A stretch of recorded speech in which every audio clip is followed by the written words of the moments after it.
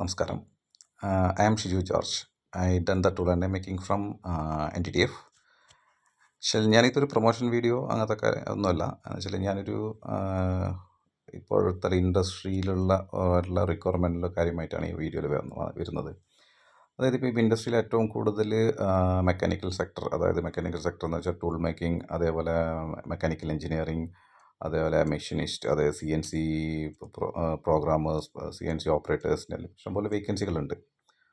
അപ്പോൾ ഈ പഠിപ്പിക്കുന്ന സ്ഥാപനങ്ങൾ, അതായത് പഠിപ്പിക്കുന്ന സ്ഥാപനങ്ങൾ എന്ന് ഉദ്ദേശിക്കുന്നത് വെച്ച് കഴിഞ്ഞാൽ, അതായത് എഞ്ചിനീയറിംഗ് കോളേജസ്, പോളിടെക്നിക്സ്, അതേപോലെ ITA പോലത്തെ സ്ഥാപനങ്ങളിൽ വെച്ചാൽ അവരുടെ സിലബസും കാര്യങ്ങളിൽ വെച്ചാൽ ഞങ്ങളിപ്പോൾ ഇൻഡസ്ട്രിയിൽ വരുമ്പോൾ കുറേ കുട്ടികളെ ഞങ്ങൾ എടുത്തിട്ടുണ്ടായിരുന്നു. അപ്പോൾ ഇതിന് മുമ്പേ ഞാൻ ഇതിന് മുമ്പ് ഒരു വീഡിയോ ചെയ്തിട്ടുണ്ടായിരുന്നു. അപ്പോൾ അതിൽ കണ്ടൊരു പ്രോബ്ലംസ് എന്ന് വെച്ചാൽ മെയിൻ ഇഷ്യൂസ് എന്ന് വെച്ചാൽ ഇവർക്ക് പ്രാക്ടിക്കൽ ഓറിയൻറ്റഡ് അല്ല. ഇപ്പോൾ ഈ NTTF പോലത്തെ സ്ഥാപനങ്ങളിലെന്ന് വെച്ചാൽ പ്രാക്ടിക്കൽ ഓറിയൻറ്റഡ് കൂടുതലാണ്. അതായത് 90% പ്രാക്ടിക്കൽ, ഒരു 10% തിയറി മാത്രമാണ് ചെയ്യുന്നത്. അങ്ങനെയുള്ളൊരു ഇന്ത്യയിൽ തന്നെ ആകെ ഒരു 2-3 കോളേജസ്, അതായത് ഒരു ടെക്നിക്കൽ ട്രെയിനിങ് സെൻറ്റർ, ഒരു 2-3 ട്രെയിനിങ് സെൻറ്റേഴ്സ് മാത്രമേ ഉള്ളൂ. അപ്പോൾ ഈ എഞ്ചിനീയറിംഗ് കോളേജസ്, അതേ പോളിടെക്നിക്സ്, അതേപോലെ ഈ ITA പോലത്തെ സ്ഥാപനങ്ങളിൽ എന്തുകൊണ്ട് ഇവർ പ്രാക്ടിക്കൽ ചെയ്യുന്നില്ല എന്ന് വെച്ചാൽ സിലബസ് ഇപ്പോൾ പണ്ട് കാലത്തെ സിലബസ് തന്നെയാണ് ഇന്നും. ഇതിപ്പോൾ 2024 10-30 വർഷം മുമ്പേ ഉള്ളതും ഒരു 10 കൊല്ലം കൂടുമ്പോൾ അതിൽ ചെറിയൊരു സിലബസിൽ എന്തെങ്കിലും ചെറിയൊരു മാറ്റം വരുത്തും. ഇപ്പോഴും പഴയകാല സിലബസ് ഓടുന്നു. ആക്ച്വലി ഇതിലൊരു ഇഷ്യൂ വരുന്നതെന്ന് വെച്ചാൽ ഇപ്പോൾ എഞ്ചിനീയറിംഗ് കഴിഞ്ഞ് കുട്ടികൾ ഇവിടെ വന്ന് ജോയിൻ ചെയ്യുന്നത് ഒന്നിക്കൽ ഡിസൈൻ ഡിപ്പാർട്ട്മെൻറ്റിലോ അല്ലെങ്കിൽ പ്രൊഡക്ഷൻ ഡിപ്പാർട്ട്മെൻറ്റിലോ അല്ലെങ്കിൽ മാനുഫാക്ചറിങ് ഡിപ്പാർട്ട്മെൻറ്റിലോ കയറി കഴിഞ്ഞാൽ അവർക്ക് ആക്ച്വലി ഡിസൈനിൽ കയറി കഴിഞ്ഞാൽ, ഫോർ എക്സാമ്പിൾ പറയുകയാണെങ്കിൽ ഡിസൈനിൽ കയറി കഴിഞ്ഞാൽ അവർക്ക് ആക്ച്വലി ഒന്ന് സോഫ്റ്റ്വെയറിൻ്റെ ബേസിക്കേ അറിയുള്ളൂ. ചില ആൾക്കാർക്ക് ബേസിക് പോലും അറിയില്ല. പിന്നെ കോളേജിൽ പഠിപ്പിക്കുന്ന സോഫ്റ്റ്വെയർ വേറെ ആയിരിക്കും, ഇൻഡസ്ട്രിയിൽ യൂസ് ചെയ്യുന്ന സോഫ്റ്റ്വെയർ വേറെ ആയിരിക്കും. അപ്പോൾ അതിൻ്റെ പ്രോബ്ലംസ് ഇപ്പോൾ മാനുഫാക്ചറിങ് സെക്ടറിലോ അല്ലെങ്കിൽ പ്രൊഡക്ഷൻ സെക്ടറിലോ വന്നു കഴിഞ്ഞാൽ അവർക്ക് ഇൻഡസ്ട്രിയിൽ എന്താ നടക്കുന്നതെന്ന് പോലും അവർക്കറിയില്ല. അതായത് എന്താണ് പ്ലാനിങ് ചാർട്ട്, എന്താണ്, അങ്ങനത്തെ ബേസിക് ആയിട്ടുള്ള ഒരു കാര്യങ്ങളും ഇവർക്ക് അറിയപ്പെടുന്നില്ല. ഇത് ആക്ച്വലി ഒരു സിലബസിൽ ഇൻഡസ്ട്രിയിൽ ഇപ്പം എന്താ മെയിൻ ഇഷ്യൂ വരുന്നതെന്ന് വെച്ചാൽ ഇപ്പോഴത്തെ കാലഘട്ടത്തിലുള്ള കോളേജസിലെല്ലാം എന്ന് വെച്ചാൽ ഇൻഡസ്ട്രി അക്കാഡമി എന്നുള്ള ഗ്യാപ്പ് വലുതാണ്.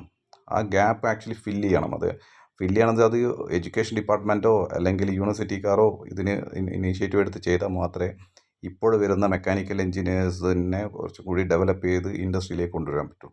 ഇപ്പോൾ ഇൻഡസ്ട്രിയിൽ ഒന്നും അറിയാത്ത കുട്ടികളെ ചില കോളേജസ് പറയും ഇത്ര ശമ്പളം കൊടുക്കണം, ഇത്ര സാലറി കൊടുക്കണം, എന്നാലേ നമ്മൾ പ്ലേസ്മെൻറ്റിൽ നമുക്ക് അത് തരാൻ പറ്റുള്ളൂ കുട്ടികളെ. അപ്പോൾ അങ്ങനെ ഡിമാൻഡ് പിടിക്കുന്ന പല കോളേജസുണ്ട്. ഈ ഡിമാൻഡ് പിടിക്കുന്ന കോളേജസുകൾ അവർക്ക് ആക്ച്വലി പ്രാക്ടിക്കൽ നോളജ് പോലും ഇല്ലാത്ത കുട്ടികളെ ഞങ്ങൾ ഈ ഇൻഡസ്ട്രിയിൽ കൊണ്ടുവന്നിട്ട് ഇത്രയും അധികം ശമ്പളം കൊടുക്കുക എങ്ങനെയാണ്? അതായത് ഒരു കമ്പനി ഓണേഴ്സിൻ്റെ ഒരു ക്വസ്റ്റ്യനാണ്. അതായത് ഇത്രയും ഒന്നും അറിയാത്ത, ഒരു ബേസിക് നോളജ് പോലും ഇല്ലാത്ത ഒരാൾക്ക് ഇത്രയും വലിയ സാലറി കൊടുത്തിട്ട് എന്തിനാണ് ഞങ്ങൾ പ്ലേസ്മെൻറ്റ് ചെയ്യുന്നത് എന്നുള്ള രീതിയിലാണ് ഈ ഇൻഡസ്ട്രിയിലെ ഓണേഴ്സിൻ്റെ ക്വസ്റ്റ്യൻസ്.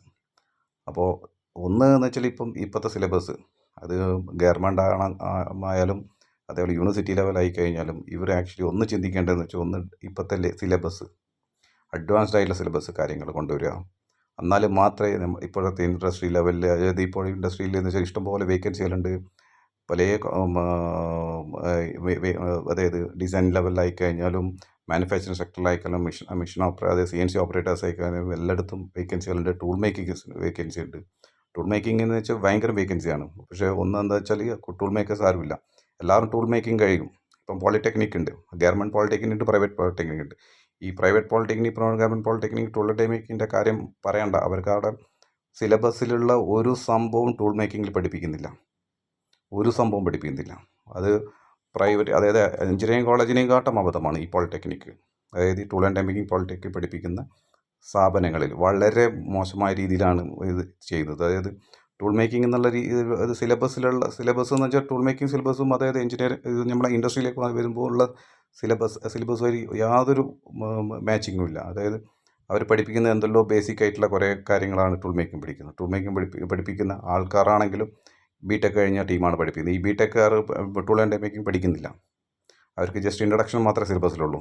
അപ്പോൾ അങ്ങനത്തെ ഒരാൾ പോയിട്ട് ടൂൾ മേക്കിംഗ് പഠിപ്പിച്ച് കഴിഞ്ഞാൽ ടൂൾ മേക്കിംഗ് സ്റ്റുഡൻസ് എങ്ങനെ ഡെവലപ്പ് ചെയ്യും? അപ്പോൾ അങ്ങനത്തെ ഒരു ഇഷ്യൂസ്. പിന്നെ അത് ഒരു കോളേജസിലാണെങ്കിലും നല്ല രീതിയിലുള്ള ലാബ് സെറ്റപ്പോ കാര്യങ്ങളോ ഒന്നുമില്ല.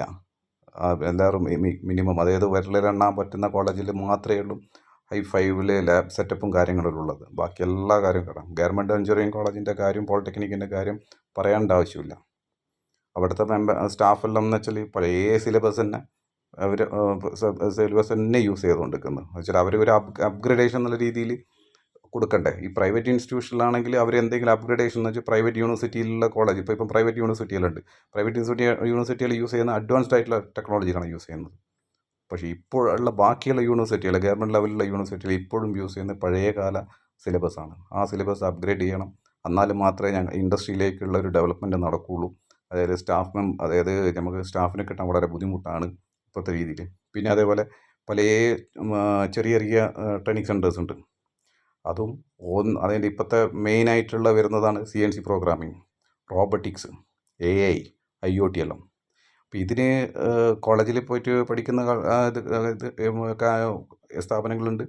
അതേപോലെ പ്രൈവറ്റായിട്ട് പോയിട്ട് ചെയ്യുന്ന ആൾക്കാരുണ്ട്. ആ പ്രൈവറ്റായിട്ട് ചെയ്യുന്ന കുറേ സ്ഥാപനങ്ങൾ എന്ന് വെച്ചാൽ വളരെ ദയനീയ സ്ഥിതിയാണ്. വെച്ചാൽ അവർക്ക് ഇതിൽ ഫ്രഷേഴ്സ് ആയിട്ടുള്ള ആൾക്കാരാണ് ഇവരെ പോയിട്ട് ഈ ആൾക്കാരെ പഠിപ്പിക്കുന്നത്. ഫ്രഷേഴ്സ്. അപ്പോൾ ഈ ഫ്രഷേഴ്സ് എന്ന് വെച്ചാൽ എൻജിനീയറിങ് കഴിഞ്ഞ് ഒരു ഇൻഡസ്ട്രി പോലും ജോയിൻ ചെയ്യാണ്ട് ഡയറക്റ്റ് ഈ കുട്ടികളെ പഠിപ്പിക്കുക എന്ന് പറഞ്ഞു കഴിഞ്ഞാൽ അതിൻ്റെ അവസ്ഥ എന്തായിരിക്കും? അപ്പോൾ എല്ലാവരും ഇപ്പം റോബോട്ടിക്സ് ആയിക്കഴിഞ്ഞാലും CNC ആയിക്കഴിഞ്ഞാലും IoT ആയിക്കഴിഞ്ഞാലും എല്ലാ മേഖലകളിലും പ്രൈവറ്റ് സ്ഥാപനങ്ങൾ ഇഷ്ടം പോലെ ഉണ്ട്. ചെറിയ ചെറിയ സ്ഥാപനങ്ങളുണ്ട്. ആ സ്ഥാപനങ്ങളിൽ കുട്ടികൾ വന്ന് പഠിപ്പിക്കുന്ന ആൾക്കാർ ഒരാളും ഇൻഡസ്ട്രി ഓറിയൻറ്റഡ് ട്രെയിനിങ് ഇൻഡസ്ട്രി ആയിട്ട് യാതൊരു ബന്ധമില്ലാത്ത ആൾക്കാരാണ് പഠിപ്പിക്കുന്നത്. അപ്പോൾ അങ്ങനെ പഠിപ്പിച്ച് കഴിഞ്ഞാൽ കുട്ടികൾക്ക് യാതൊരു നോളജും കിട്ടില്ല. ബേസിക്കായിട്ട് നോളജ് മാത്രമേ ഉണ്ടാവുള്ളൂ.